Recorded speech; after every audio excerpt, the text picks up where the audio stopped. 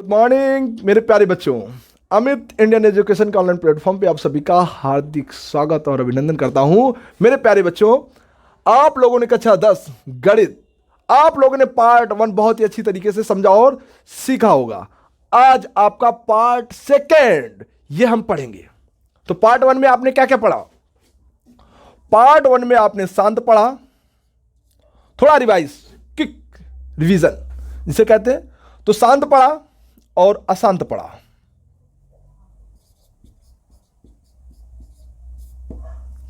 शांत पढ़ा और अशांत पढ़ा, दो चीजें आप पढ़ चुकी हैं। इसके बाद यह पढ़ने के बाद आपने पढ़ा दशमलव प्रसार।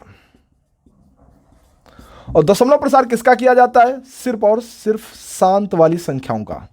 शांत वाली संख्याओं का ही हम क्या करते हैं? दशमलव प्रसार सीखते हैं। ठीक है, ये बात आपको बहुत ही अच्छे और शानदार तरीके से सीख में आ गई होगी। शांत कब कहते हैं? जब हर को 2 की घात यम 5 की घात n का रूप होता है। बच्चे मेरे, शांत कब कहते हो? जब हर को गुणनखंड करते हो और गुणनखंड करने के बाद 2 की घात यम 5 की घात n का रूप आता है। मतलब कहने का मीनिंग, हर में गुणनखंड करो, अभाज्य गुणनखंड करने के बाद उसमें या तो सिर्फ 2 आए या सिर्फ 5 आए या 2 और 5 दोनों आए। ये बेटा आपकी मीनिंग किसकी हुई? शांत की। इस शांत को उसका भावार्थ होता है कि 2 की घात यम और 5 की घात n का रूप। समझ गए? चलते हैं। और अशांत के लिए क्या होता है? 2 और 5 के अलावा कोई दूसरा आ जाए, कोई दूसरा आ जाता है तो हम बेटा कहते हैं अशांत। यहां तक बेटा हम लोगों ने पढ़ लिया था। ठीक है, आज हम लोग क्या पढ़ेंगे?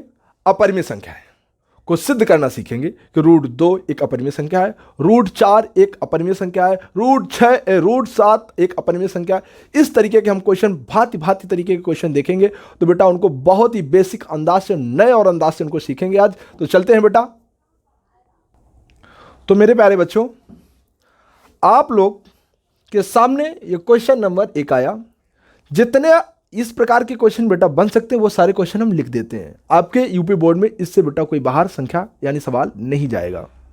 ठीक है, तो चलते हैं, इनको एक एक करके इनको समझाते हैं। तो पहले आपको बेसिक पता होना चाहिए। बेसिक बेसिक बेसिक देखो, बेसिक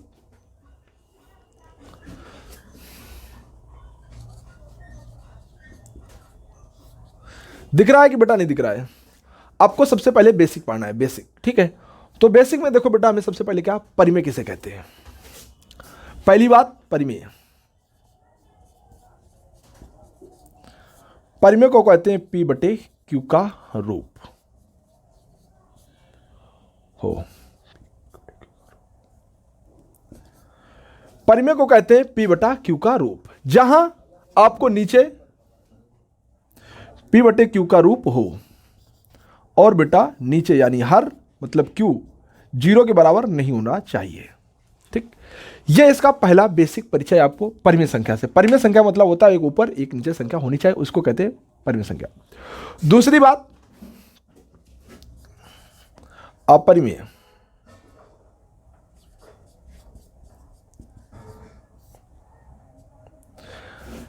एक पूर्णांक ऊपर होनी चाहिए। पूर्णांक, सुनना मेरी बात, पूर्णांक यानी जो पूर्णांक हो। पूर्णांक बेटा, पूर्णांक, समझ रहे हो? पूर्णांक, पूर्णांक, आधा नहीं। जैसे हम लोग रोटी करते हैं, पूर्णांक जानते हो नहीं जानते हो? पूर्णांक देखो 2.5 ये बेटा टूटा हुआ है। हम घर में जैसे रोटी मांगते हैं तो आपको जब रोटी दी जाती है तो पूरी पूरी दी जाती होगी, तो वो आपका पूर्णांक है। अब जब आपको रोटी तोड़ के दी जाती है तो वो आपका पूर्णांक नहीं, वो पूर्णांक नहीं है। तो पूर्णांक मतलब पास से पूर्णांक, पास से पूरा, पूरा अंक। ठीक है बेटा, पूरा अंक को पूर्णांक, यानी एक ऊपर पूर्णांक होना चाहिए, एक P का मतलब एक ऊपर पूर्णांक होना चाहिए, एक नीचे पूर्णांक। पूर्णांक में बेटा 0 भी आता है, पूर्णांक 0 भी होता है। 0 भी होता है तो हमने 0 को क्या कर दिया, नीचे हम 0 नहीं रख सकते, यानी Q के नीचे Q बराबर 0 नहीं रख सकते। ये ध्यान रखना सदैव, ऑलवेज। तो ये ध्यान रखना। परिमेय संख्या की कोई अगर डिफिनेशन पूछता है तो क्या बताओगे परिमेय संख्या की? परिमेय संख्या बताओगे P बटे Q, यानी P में कोई एक पूर्णांक होना चाहिए और Q में कोई पूर्णांक होना चाहिए, तो उसे हम कहते हैं परिमेय संख्या। और अपरिमेय किसे कहते हैं? अपरिमेय बेटा किसे कहते हैं? जो P बटे Q का रूप ना हो, जो P बटे Q का रूप ना हो उसे कहते हैं अपरिमेय संख्या। समझ बात आई कि नहीं है? जो P बटे Q का रूप नहीं लिख सकते हैं, जैसे हमारे पास इसको हम P बटे Q का रूप नहीं लिख सकते हैं, दो बटे इसके नीचे सोच रहे होगे कि 2/1 लगा भी देंगे तो बेटा √2 एक पूर्णांक नहीं है, √2 एक पूर्णांक नहीं है, इसलिए बेटा ये क्या है? अपरिमेय संख्या। ठीक है, तो बेटा हम ये ज़्यादा इस पर समय बेकार नहीं करेंगे, ये आपको बेसिक बस ऐसे पता होना चाहिए, बाकी आपको स्कूल में खुद पढ़ाया गया होगा। अगर अब हम यानी बेटा हम देखो, क्योंकि अभी एग्ज़ाम हमारे पास आ गए तो बेटा हमें बहुत तेज़ी खींचना इन चीज़ों को। ठीक है, तो आपको ये सब चीज़ें आपको हमें बस इतना पता होगा कि P बटे Q का रूप उसे परिमेय कहते हैं, और अपरिमेय P बटे Q का रूप ना हो उसे क्या कहते हैं? अपरिमेय। P मतलब कोई कह देता है, P मतलब ऊपर एक पूर्णांक होना चाहिए, नीचे भी पूर्णांक, पर Q बराबर क्या नहीं होना चाहिए? 0 नहीं होना चाहिए बाबू। ठीक है, चलो इतनी बात आ गई, तब एक बात और समझ लेते हैं, तीसरी बात, सहअभाज्य संख्या। सहअभाज्य क्या कहते हैं? सहअभाज्य। देखिए बेटा सहअभाज्य, अब सहअभाज्य किसे कहते हैं ये आपको पता होना चाहिए। सहअभाज्य किसे कहते हैं ये आपको पता होना चाहिए। तो मेरे बेटे सहअभाज्य जिसे 9/20 लिखा है, यह एक सहअभाज्य संख्या है। कह दो क्यों? देखो दूसरा एग्जांपल लेते हैं तब समझ में आएगा। 9/18, तो ये देखो कट गया, 9 एकम 9, 9 दूनी 18, तो 1/2, मतलब ये अब नहीं कटेगी, तो ये सहअभाज्य है। ये 9/18 सहअभाज्य नहीं है। जैसे 6/8, तो देखो 2 से कटेगा, 2 3 6, 2 चौको 8, कट गया, तो यह सहअभाज्य है, यह सहअभाज्य नहीं कहेंगे। तो सहअभाज्य बेटा समझ गए, यानी भाग नहीं जाना चाहिए, ना ऊपर वाले में भाग जाना चाहिए ना नीचे वाले में भाग जाना चाहिए। जब भाग नहीं जाएगा तो हो जाएगा सहअभाज्य। इतना समझ में आ गया? तो बेटा आपको एक बार फिर से क्विक रिवीजन, परिमेय संख्या P बटे Q का रूप हो उसे परिमेय संख्या कहते हैं। P ऊपर मतलब कोई एक ऊपर पूर्णांक होना चाहिए, नीचे भी कोई एक पूर्णांक, पर नीचे पूर्णांक 0 नहीं होना चाहिए। ठीक है, उसी प्रकार अपरिमेय में P बटे Q का रूप जिसे न लिख सके उसे कहते हैं अपरिमेय संख्या। और मेरे लाल सहअभाज्य मतलब वह न ऊपर वाली और नीचे वाली संख्या कटनी नहीं चाहिए। देखो, क्योंकि देखो ये अब किसी से संख्या नहीं कट रहे तो सहअभाज्य है। 16/24 लिखा हो तो देखो ये भी 8 के पहाड़े से कट रही है, 8 के पहाड़े से 8 दूनी 16, और ये भी कट रही है 8 के पहाड़े से, 8 के पहाड़े से ये भी कट रहा है, 8 के पहाड़े से 8 त्रिक 24, तो ये सहअभाज्य है, ये सहअभाज्य नहीं है। बेटा समझ में आ गया? चलो, तो आपको परिमेय अपरिमेय सहअभाज्य समझ में आ गया। चलते हैं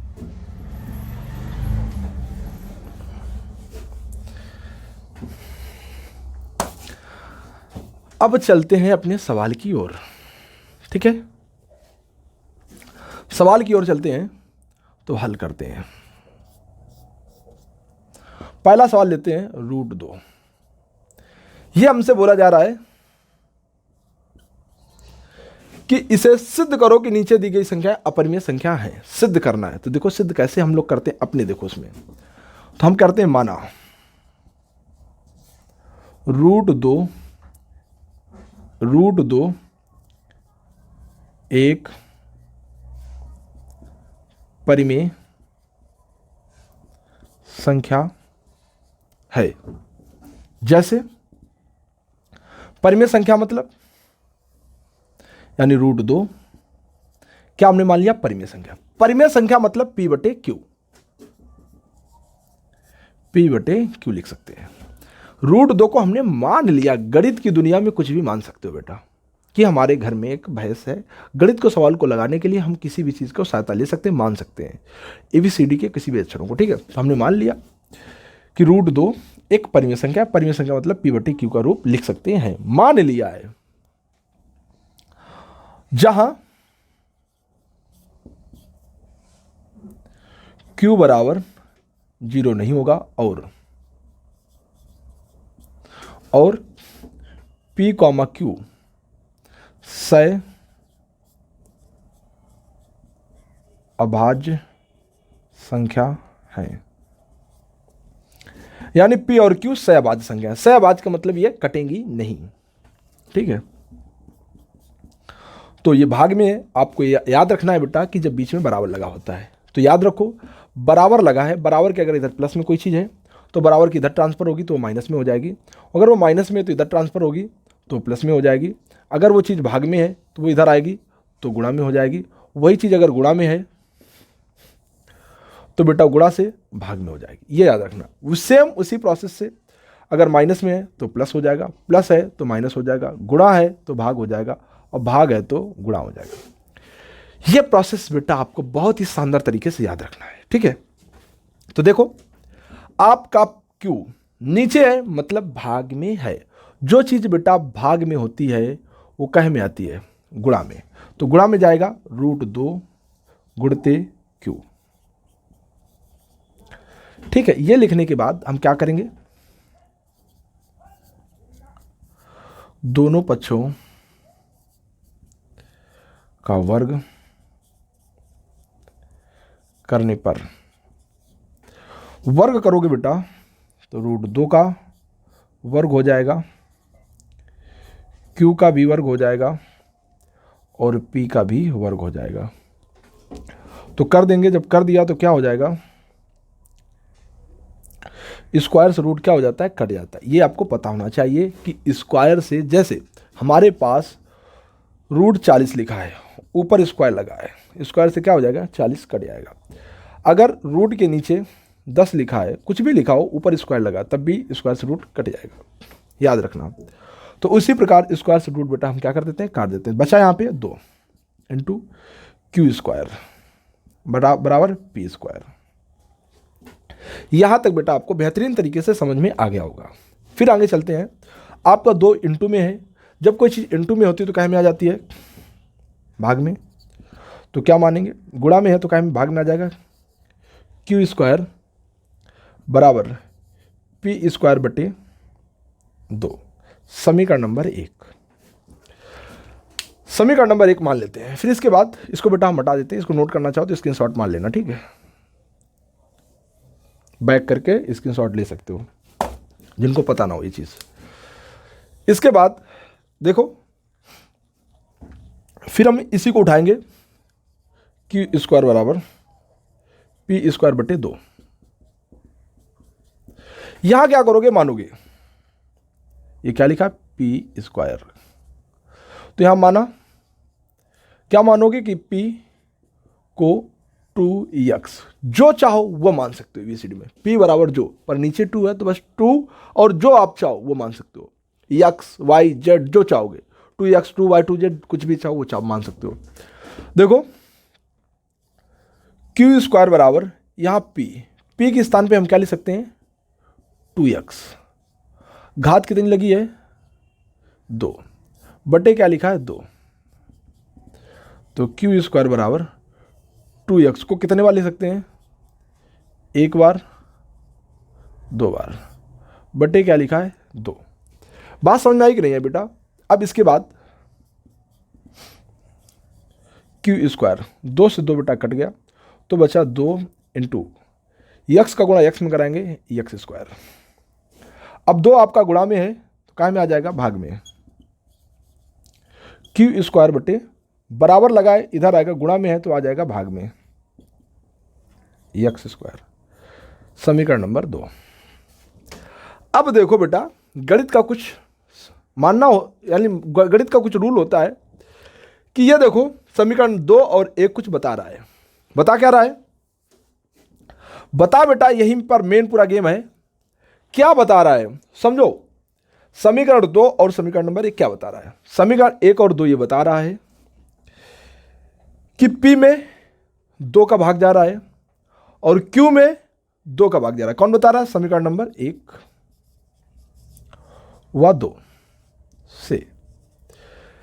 क्या बता रहा है कि P में 2 का भाग जा रहा है, Q में 2 का भाग जा रहा है, पर ऊपर क्या माना गया था, सह अभाज्य। P और Q सह अभाज्य, यानी P में किसी का भाग नहीं जा रहा है, ना ही Q में किसी का भाग जा रहा है। पर समीकरण नंबर 1 और 2 क्या कह रहे हैं कि 1 और 2 में इसमें भी 2 का भाग जा रहा है, इसमें भी 2 का भाग जा रहा है, यानी समीकरण 1 और 2 से P व Q सह अभाज्य संख्या नहीं है। जब सह अभाज्य संख्या नहीं है तो फिर √2 परिमेय संख्या नहीं है, और जब परिमेय संख्या नहीं है तो फिर क्या होगी, √2 एक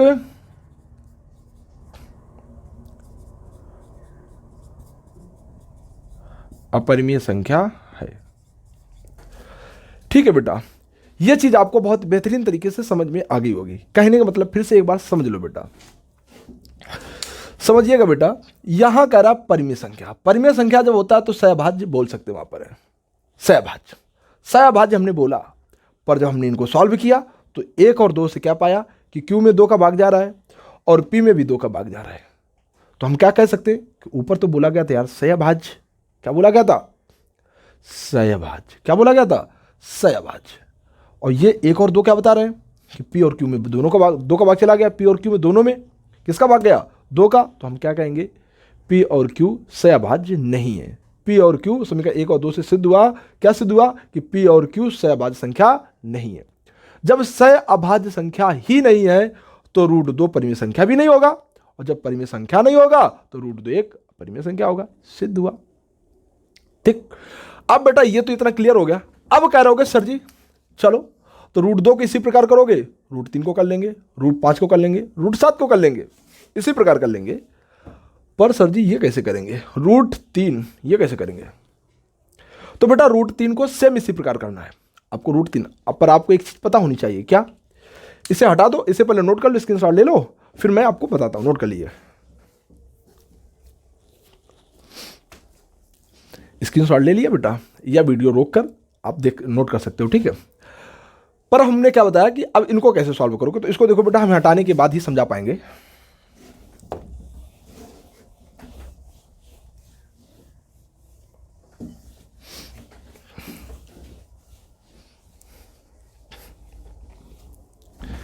इनको देखो बेटा कैसे करेंगे। अब इसको तुमने कह दिया √2 एक अपरिमेय संख्या है, ठीक। अब तुम्हें एक बात बताते हैं, नोट में क्या, अपरिमेय संख्या में कोई चाहे जोड़ा जाए, चाहे घटाया जाए, चाहे गुणा किया जाए, चाहे भाग किया जाए, किसका, परिमेय संख्या का।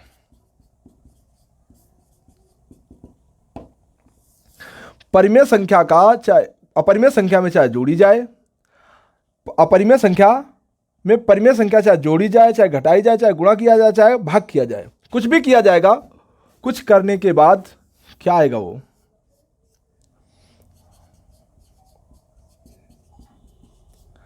अपरिमेय संख्या ही आएगा। क्या आएगा, अपरिमेय संख्या ही आएगा, यह रूल होता है गणित का। तो अपरिमेय में परिमेय संख्या चाहे जोड़ी जाए तब भी अपरिमेय संख्या, अपरिमेय में परिमेय संख्या घटाई जाए तब भी अपरिमेय संख्या आएगी, अपरिमेय में परिमेय संख्या गुणा किया जाए तब भी अपरिमेय संख्या, परिमेय में अपरिमेय में परिमेय संख्या भाग किया जाए तब भी क्या आएगा। ये बेटा बात आप समझ गए होंगे। अब कह रहे होगे सर जी कैसे, देखो √3 ये तो एक परिमेय संख्या है और जोड़ा गया है 2 एक परिमेय संख्या है, तो परिमेय संख्या क्या क्या किया गया, अपरिमेय और परिमेय का क्या किया गया, जोड़ किया गया। परिमेय और अपरिमेय का क्या किया गया, जोड़। और जब जोड़ करोगे तो क्या आएगा, अपरिमेय संख्या आएगा। तो उसी प्रकार बेटा √3 को आप सिद्ध कर लेना अपरिमेय, फिर इसके बाद परिमेय और अपरिमेय को जोड़ोगे तब भी अपरिमेय, और बेटा परिमेय अपरिमेय का घटाओगे तब भी अपरिमेय संख्या, और यदि बेटा परिमेय अपरिमेय को अगर तुम गुणा करोगे तब भी अपरिमेय। बात समझ में आ रही बेटा कि नहीं आ रही, चलो तो बेटा देखो इसमें √5 में गुणा कर दिया गया किसका, 7 का, ये आपका अपरिमेय संख्या है और ये आपका परिमेय संख्या है। परिमेय और अपरिमेय का क्या कर दिया गया, गुणा। गुणा कर दोगे तब भी क्या आएगी, अपरिमेय संख्या। उसी प्रकार बेटा ये सब इसी प्रकार आप सवाल कर सकते हो। ठीक है, तो आज की क्लास बेटा हम यहीं पे समापन करते हैं। तो आई होप बेटा वीडियो अगर समझ में आ रहा हो, समझ में अगर एक एक चीज़ें आ रही हो तो वीडियो को दबा के लाइक करो, सब्सक्राइब करो और फैला दो, शेयर कर दो अपने दोस्तों में। क्योंकि भैया अगर समझ में आ रहा हो, अगर आपका दिल कह रहा हो कि नहीं यार हमें चीज़ें समझ में आ रही हैं, आपको कोचिंग की जरूरत नहीं पड़ेगी। मैं आपसे ये प्रॉमिस करता हूँ, कुछ नहीं पढ़ा है गणित में, आपने कुछ नहीं पढ़ाई की है, कोई दिक्कत नहीं, आप ये बैच ज्वाइन करो, हर चीज़ आपको समझ में आएगी। तो चलते हैं बेटा, चलते हैं। इसके बाद हम पार्ट 3 में एक और लेके आएंगे, पार्ट 4 और पार्ट 5 में शायद ये कंप्लीट चैप्टर हो जाएगा। हमारी ख्याल से कोशिश रहेगी पार्ट 5 में ये कंप्लीट हो जाएगा। पार्ट 5 में नहीं होगा तो ये श्योर करता हूँ कि पार्ट जो 6 आएगा इसमें ये नंबर सिस्टम यानी जो है ये खत्म हो जाएगा, वास्तविक संख्या यानी रियल नंबर जो है ये खत्म हो जाएंगे। ठीक है, चलते हैं, आप सभी को राम राम।